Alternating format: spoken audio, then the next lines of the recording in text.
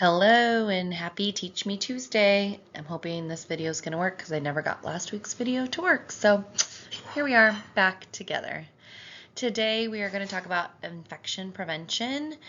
I think the real reason I wanted to talk about this is because we often think like, oh my God, this is like such a big deal. Like, how are we going to prevent these infections? And their skin's so fragile, their body's so fragile, their gut's so fragile, their lungs are so fragile. It just feels like overwhelming. But in all honesty, infection prevention can be pretty straightforward if we just do some pretty simple tasks. So let's talk a little bit about that. So it's crucial, right? We know that we have to prevent these infections for our vulnerable patients. If we get a comprehensive approach, right? If we talk about strategies that the doctors can do and the nurses can do and the therapists can do and the parents can do, even EVS, everyone can be a part of this. We can reduce the infections we see in our NICU. These are measurable outcomes. They are things that we can see every day. It is our CLABSIs, it's our pneumonia, ventilator-associated pneumonias, our wound cultures. It's our positive cultures for anywhere on our baby. It's really those positive blood cultures that maybe even came from mom, but we are treating it in the NICU, knowing when to treat, antibiotic stewardship, all of that goes into this. But if we can just reduce the risk to our babies, we're going to improve their outcomes, and we can see this in those measurable outcomes.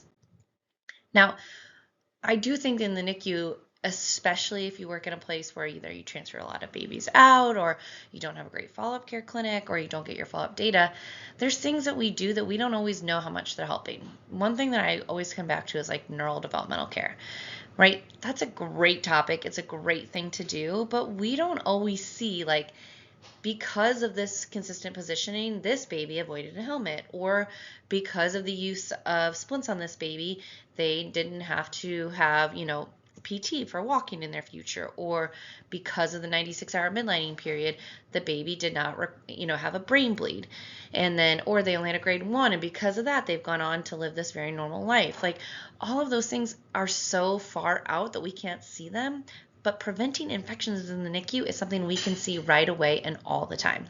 So CLABSI is measured in, it's a central line associated infection. It's measured in central line infections per your central line days. So the goal is 0. Every NICU's goal should be 0. We need our central lines. They're used for our medications, our fluids, our parenteral nutrition. But if we have a strict adherence to our policies, we can prevent infection in there. Whether your policy is to put, antimicrobial caps on, change your TPN every day, change your entire tubing every day, whatever it is, sticking to those policies is going to help make sure that we do not have these central line infections. Pneumonia. So when we think about pneumonia, ventilator-assisted pneumonia, or VAP, or VAP prevention bundles, whatever it is we see that on X-ray, and we have those positive respiratory cultures. So we've all have to, use our sputum traps and gone down and get our respiratory cultures. But we need these breathing tubes for survival, but it's just another entry point into the baby. So decreasing our ventilator days is actually a way to prevent infection. So having ventilator liberation protocols, making sure we're being weaners and getting the babies off the ventilator as soon as possible is going to help reduce that. And then when we think about skin infections, as we know, the younger the baby, the more fragile their skin is. That fragile, immature skin is actually a risk factor that we can't do that much about. We have things we can do, making sure we're using appropriate humidities and in the appropriate settings. We can make sure we're doing gentle touches to their skin, checking the assessment of their skin, making sure we're moving them. But these open wounds can come from a variety of sources.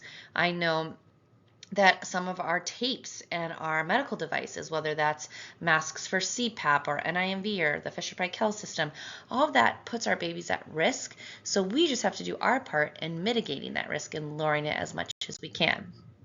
So number 1 tip, we're just going to do the top 5 tips. Number 1, hand hygiene. So the goal is to reduce the transmission of the pathogens. So strict adherence. You walk in, you do your 1-2 minute scrub, whatever your unit has decided. Everywhere I've ever worked is nothing below the elbows. So right now I'm at home, so I have my watch on and my rings that I'm wearing on my hand. Those would obviously be off if I was at the patient bedside.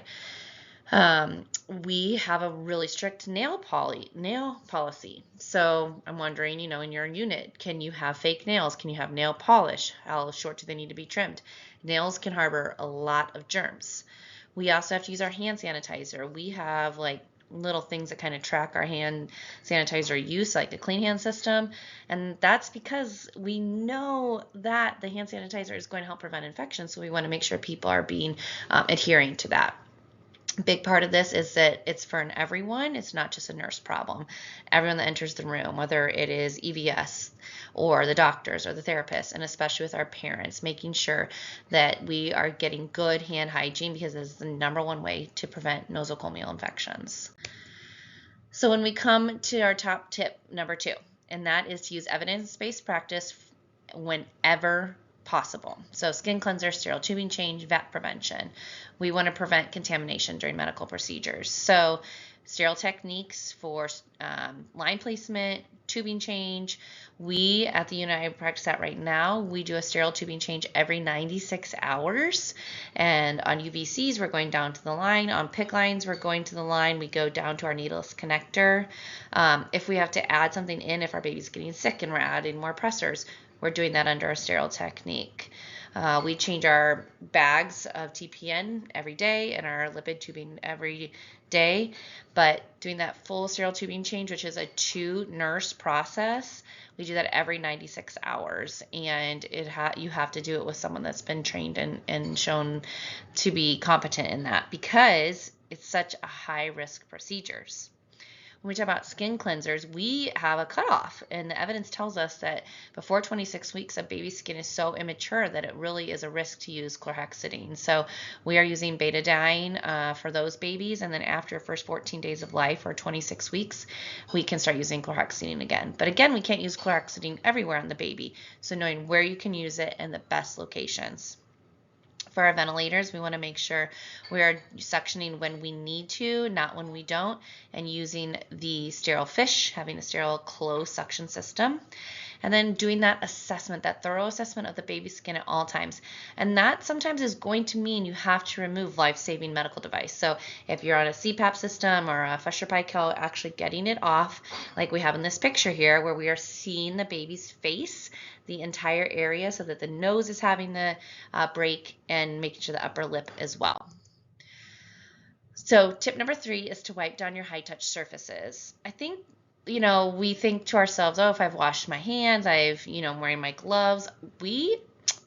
Some of us get really kind of stuck in this place of like the gloves are going to protect us, but all gloves will do sometimes is spread germs around.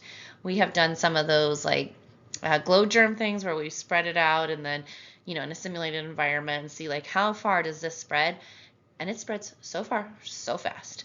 So making sure you're wiping down your high touch surfaces with the hospital approved cleansers. And one thing that we have to be so mindful of is our phones, especially if you're using phones between nurses, is making sure you're wiping those down all the time. We're going to wipe down our incubators, our pumps, our feeding pumps, our ventilators, computers, the keyboard of the computer. I know personally sometimes that gets to be a problem. So all of those things we need to make sure that we are getting wiped down, and saying to the parents like, hey, I start every shift with wiping down my high touch surfaces. Have you wiped on your phone today? All of those things that we can do to really help with that. Top tips number 4, we're going to talk about central line specific. So this seems to be one of our most dangerous, is to have a central line infection. So dressing changes should be regular. There should be time for when they're happening. They should be on the line. We keep a record in our electronic healthcare record, and then our vascular access team also has record of when they are due. And then we also need to change it anytime it becomes damp, loose, or soiled. If the corner is up and the transparent part is no longer on top covering the line, it is at very high risk for infection. And so it's holding it until somebody can come and get it in, so that we don't risk dislodgement, but that we get it covered and redressed as soon as possible. Using transparent dressings over the entire insertion site.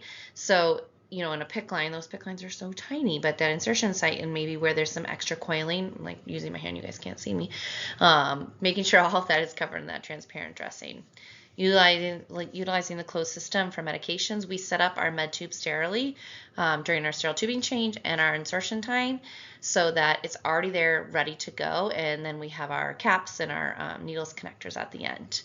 Minimizing the entry in, depending on your line. So if you have a UA or a UV line, having a closed blood draw system so that we're not having to connect syringes over and over again to get the blood out is going to be super helpful. On our PICC lines, we just don't draw blood from them, but our Broviacs, or if we have an IJ or femoral line, again, those really minimizing how often we have to go in there, making sure like, hey, I have this blood draw today. Is there anything else you want to add on to that before I draw and access this line? And then the prevention, the antimicrobial caps, the sterile tubing change, knowing if your meds are compatible. Because if you have two meds that are starting to mix together, it's going to break down your line.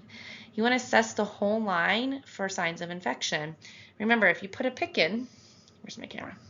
Down here, it's going to go all the way up your arm and end in your SVC, right? In your superior vena cava. So redness, swelling, signs of infection throughout the entire arm are going to be important to preventing CLABSIs. And then our top 5 tip is our pneumonia prevention with a VAP bundle. So having a VAP bundle in place that has evidence-based practices is going to be key. Elevating the head of the bed, having good oral care, regular assessment for readiness for extubation. So whether that's a ventilator liberation protocol, daily rounding for extubation readiness, all of those things, looking at your settings, making sure we're weaning when we can, using either transcutaneous blood CO2 monitoring so that we can make sure we're getting our babies off the ventilators when they are ready. Using proper endotracheal tube securement. So not only do we want to have the tape in the right place, but we don't want to have to manipulate our ET tube a lot, right? That's going to increase some infection risk to the baby. And then sterile techniques during intubation. So we don't want to pull the tube out until the provider is ready, right? They say tube. We learn that in NRP all the time. So handing them over the tube, making sure if they're unsuccessful that the blade isn't like put in the bed, right? That's not, you all know the bed is not clean. And so putting that blade back into a sleeve or whatever it came out of, all that in those clean, sterile way to make sure that we are not introducing any organisms into the baby. So we talked about our top 5 tips, but really parent education is going to be the most important. We need our parents engaged in infection prevention. That starts from the first day that they come in, teaching them about hand washing, teaching them about wiping down their phone, teaching them not to come in when they're sick, limiting their visitors, limiting who the baby's exposed to, what we're bringing in the room, making sure that they're washing their hands very often. The parents are the primary caregiver. They should be learning about this and having an active role in it just as much as we should be. I think that we also forget about those high touch surfaces that the parents are touching. And so wiping down their space if they're sleeping there or staying there, the breast pump, right? Wiping down the parts of the breast pump, wiping down the sides of the incubator they're touching, the chair that they're sitting in. All of those places, the high touch surfaces doesn't apply just to us, but we know what we're touching a lot. When we did one of our glow germ videos, the only place that it started was on the drawer where you pull out for the diapers. So from there, it went to the pump, right? The pump was beeping. So you go over there and you change the pump. Then you start your feeding tube, and then it goes into the baby. And then you're checking the placement. So you double checked it here. I mean, everywhere. So we have to teach the parents the same thing, that if they go and touch their phone or they go and get something out of their bag and then they're going to go back to the baby, they need to hand sanitize again. So including them in all of that education is going to be essential for the baby's infection prevention. So this first line, I kind of was like, should I put that in there? But infection prevention is in all of our hands, both literally and figuratively. We can do simple things every day, from washing our hands to wiping down our high-touch surfaces to elevating the head of the bed to removing our medical devices to do a skin check. But we have to have a team effort, and we must implement evidence-based practices to protect these tiniest patients. So if your unit is not practicing sterile tubing changes, or if you don't have closed section systems, if you don't have a skincare checking or a wound care team, those are things that we can implement in our units. We can be the champions of change to come in and say, hey, let's do some of these infection prevention acts so that we can best serve our patients. It's important to think, if you're having high rates of CLABSI, of VAP, of wounds, looking into our practices, looking at the evidence, and seeing what we can do to potentially improve our outcomes. So thank you for joining me today for today's Teach Me Tuesday. I will see you next week. Have a lovely day.